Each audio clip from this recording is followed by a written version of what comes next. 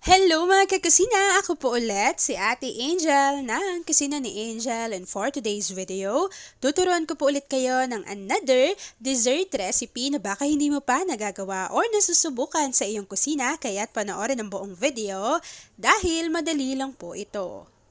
Para umpisahan ang ating recipe for today, sa isang kawali, naglagay po tayo dito ng 5 tablespoon of cassava starch, and then i-dissolve lang po natin to or tutunawin muna natin siya ng maigi gamit yung ating evaporated milk. So naglagay tayo dyan ng paunti lang muna na evaporated milk, tapos tinunaw natin yung ating cassava starch. Kapag medyo natutunaw na yan, ilagay na natin yung natitira pa na evaporated milk. So in total po ay 2 lata po ng evaporated milk yung inilagay natin dito na merong sukat po na tig 370 ml. So kapag nailagay na natin yung ating evaporated milk at natunaw na natin na maigi yung ating cassava starch, naglagay po tayo dito ng 1 cup ng condensed milk.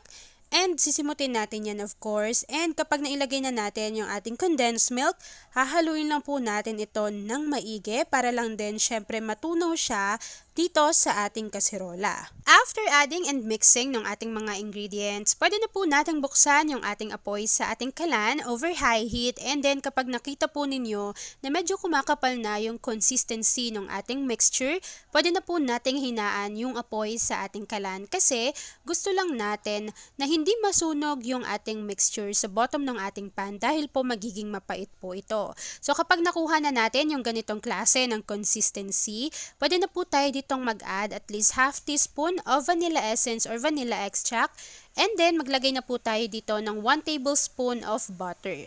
After adding ng ating butter, pwede na po natin i-off yung apoy sa ating kalan at continuous po natin tong hahaluin hanggang sa ma-dissolve na yung ating butter. At kapag nakuha na natin yung ganitong consistency, pwede na po natin to munang i-set aside at palamigin lang natin ng kaunti yung ating mixture bago umpisahan na po natin yung pag-a-assemble ng ating recipe for today.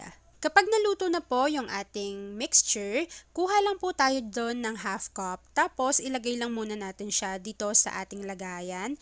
And then syempre spread lang natin to para meron pong pagkakapitan yung ating mga graham crackers. So kapag na-spread na po natin yan, maglagay lang tayo dito ng 4 na piraso nitong graham crackers. Pero depende po yan sa inyong mga lagayan. So ako ito yung ginamit ko.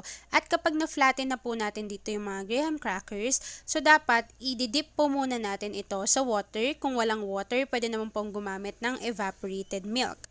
Kapag nailagay na po natin dyan ng maigi yung ating mga graham crackers, mag-scoop lang po ulit tayo ng another half cup nitong ating mixture.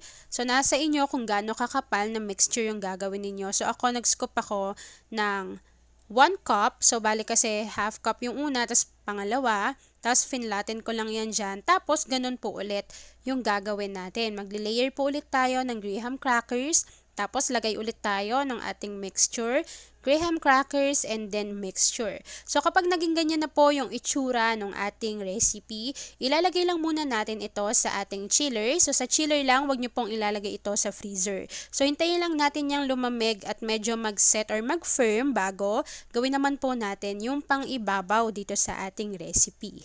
Habang nakaset aside po or nasa chiller yung ating inassemble na recipe, sa isang kasirola maglagay lang po tayo dito ng 1 cup na all-purpose cream, and then isa-soft boil lang po natin to hanggang sa makita natin na medyo nagbabubbles na yung gilid or umiinit na yung ating all-purpose cream. Kapag uminit na po iyan, pwede na tayo ditong maglagay ng 1 cup na chocolate chips, and hahayaan lang po natin itong matunaw hanggang continuous po natin tong hinahalo. So kapag completely melted na po yung ating chocolate chips, pwede na natin i-off yung apoy sa ating kalan at ilalagay lang po natin to dito sa ibabaw ng ating recipe.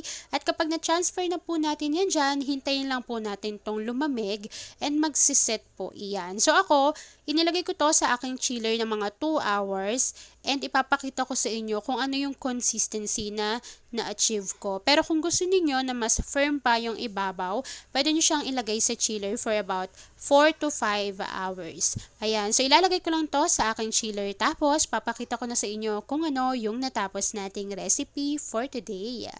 At ayan na nga mga kakusina, after 2 hours na nailagay ko po ito sa aking chiller, ganito po yung na-achieve ko na consistency ng ating chocolate sa ibabaw. So pwede nyo yung tagalan pa sa inyong chiller kung gusto ninyo na mas firm pa po yung ibabaw ng ating dessert recipe. At ayan na nga mga kakusina, tapos na naman po ang ating easy and creamy na Boston cream cake. Kung nagustuhan mo yung ating video, please like and share this video, at kung hindi ka pa nakakapag-subscribe sa aking YouTube channel na Kusina ni Angel, please click subscribe button, click mo na rin yung notification bell, click all para lagi kang updated sa bawat ina-upload kong mga videos. And yes mga kakusina, kung isa ka din sa dessert lovers, say hi sa ating comment box section. Yun lang mga kakusina. Thanks for watching and enjoy this video. Tignan nyo naman kung gaano ka-creamy. And yes mga kakusina, no egg yolks po yung ating recipe.